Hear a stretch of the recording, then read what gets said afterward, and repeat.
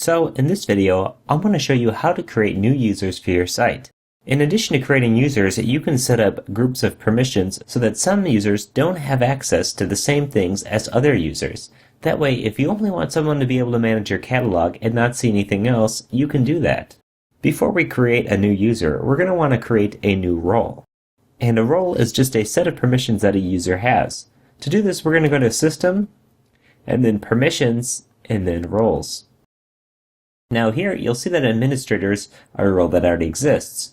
If we click on this one, you can see that if we click under Role Resource, it says All. So let's go back to Permissions Roles, and let's create a new role. Click Add New Role, and we're going to call this, we're just going to say Catalog Manager.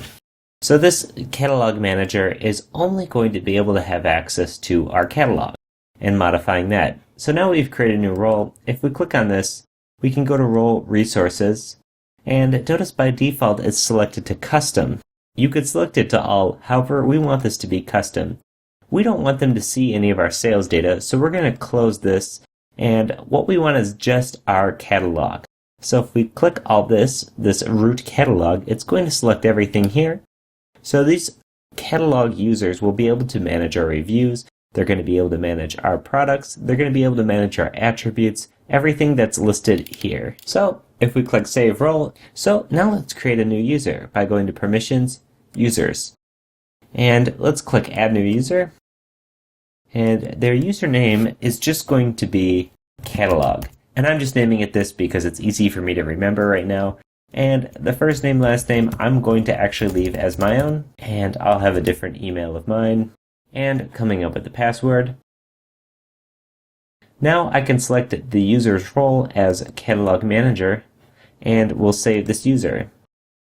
It's once again reminding me that my password needs to be 7 or more characters and contain numeric and alphabetic characters. We'll click Save User, and this user's been saved.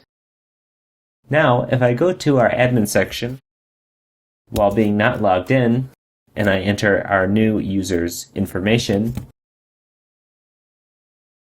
I'm logged in, and notice I don't have any of the options up here except for catalog, and it defaults to manage products. So now they can manage anything under products, but that's it. They don't have access to any of your sales data or anything like that.